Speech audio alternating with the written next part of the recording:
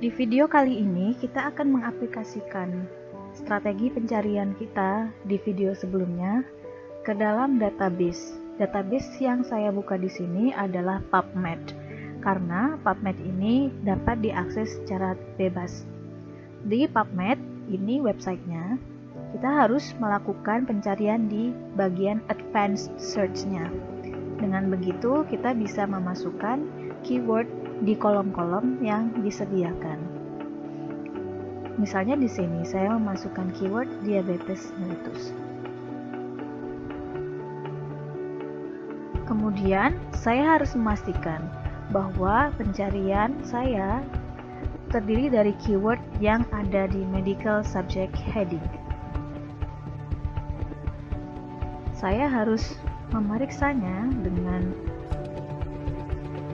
menginput keyword saya, kemudian jika memang ada, berarti bisa saya gunakan karena itu adalah terminologi yang umum digunakan dalam penelitian kesehatan. Setelah itu saya cek lagi di show index list, di situ juga ada diabetes mellitus. Kemudian saya masukkan sinonimnya yang sudah kita rancang di video sebelumnya.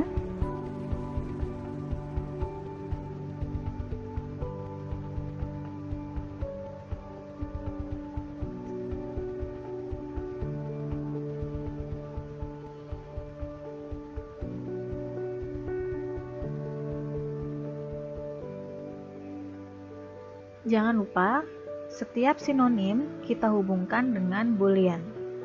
Untuk sinonim kita hubungkan dengan boolean OR. Kita klik di situ.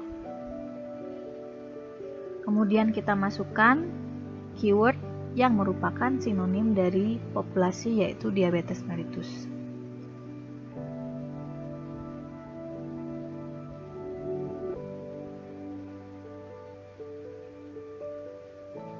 Kita juga bisa melihatnya di index list dan memastikan bahwa keyword kita memang terminologinya benar.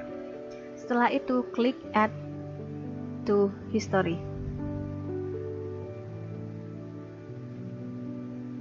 Setelah itu kita juga melakukan hal yang sama pada kata kunci yang ada di intervensi dan outcome.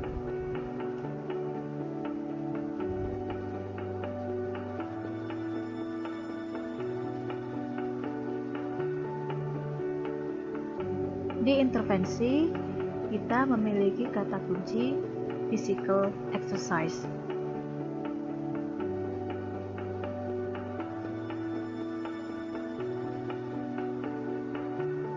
Kita lihat juga di index list. Kemudian kita juga punya sinonimnya, yaitu exercise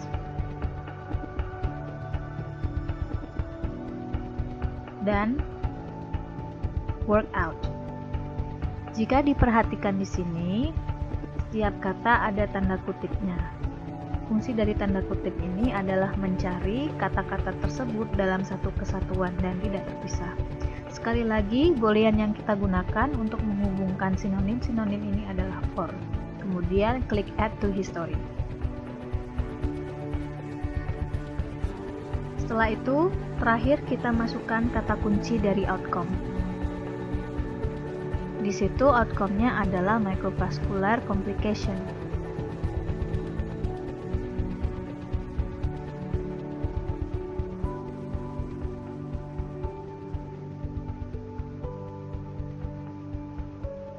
Kemudian kita sudah menentukan sinonimnya, yaitu neuropati, nefropati, retinopati, dan lain sebagainya. Kita masukkan di situ dan kita hubungkan dengan boolean OR seperti sebelumnya.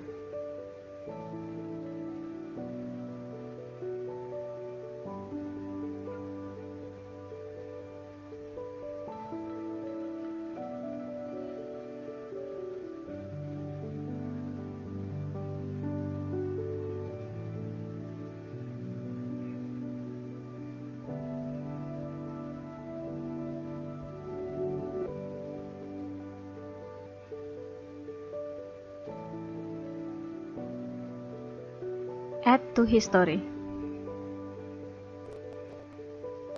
Setelah semua elemen P, I, dan O kita inputkan, sekarang waktunya menghubungkan ketiga elemen ini. Klik pada pencarian yang sudah kita simpan di history tadi, klik Add. Untuk outcome di add, kemudian untuk intervention di add juga, dan untuk populasinya yang sudah kita add di kolom-kolom tersebut kita hubungkan dengan boolean AND.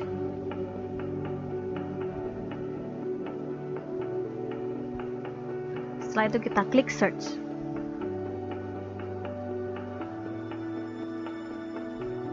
Maka hasil pencarian akan keluar. Di sini terdapat 700-an artikel yang keluar dari pengaplikasian kata kunci dan boolean. Selain itu, di PubMed ada fitur lanjutan untuk penyaringan. Di sini saya aplikasikan jenis artikel, kemudian tahun penerbitan, dan juga ketersediaan abstrak dan full text-nya. Di sini saya memilih hanya artikel penelitian eksperimental, observasional, dan jurnal artikel saja yang harus muncul. Kemudian untuk tahunnya saya aplikasikan 10 tahun terakhir, sehingga jurnal yang terbit lebih dari 10 tahun yang lalu tidak akan keluar di hasil pencarian.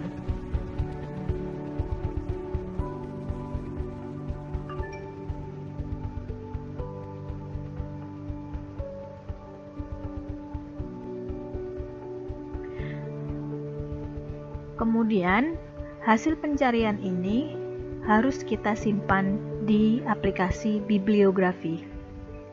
Caranya adalah, ini adalah aplikasi bibliografi yang saya gunakan, yaitu Mendeley. Sudah saya siapkan foldernya. Kemudian, untuk menyimpannya, kita klik Send to, kemudian Citation Manager. Nah, di situ saya maksimal hanya bisa menyimpan 200 setiap kali saya menyimpan. Sehingga saya harus lakukan penyimpanan itu sampai dengan semua artikel yang muncul di sini terunduh.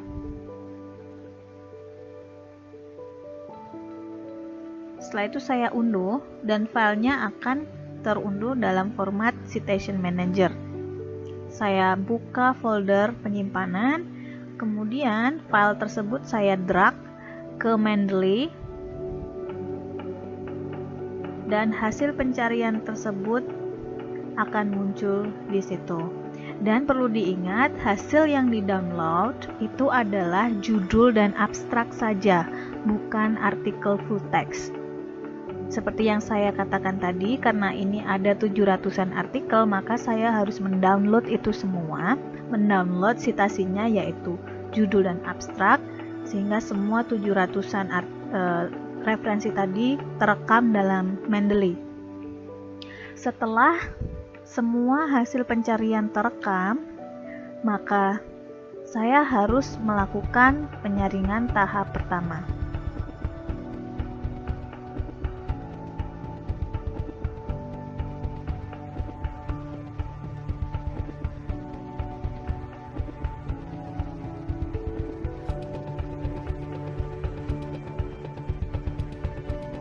Penyaringan tahap pertama dilakukan terhadap judul dan abstrak.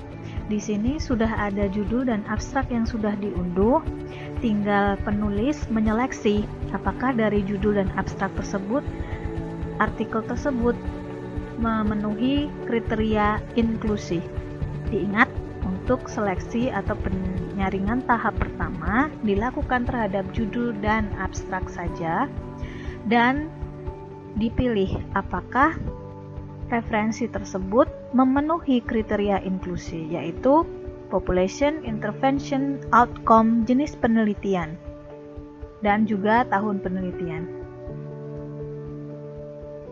Jika memenuhi kriteria inklusi, maka bisa kita pilih Tapi ketika dia tidak memenuhi kriteria inklusi, bisa kita keluarkan atau kita hapus dari daftar bibliografi kita. Artikel yang sudah terpilih untuk diinkludkan melalui penyaringan tahap 1 akan dilanjutkan ke penyaringan tahap 2, yaitu penyaringan terhadap full text-nya, sehingga artikel yang diinkludkan di tahap 2 harus diunduh artikel full text-nya.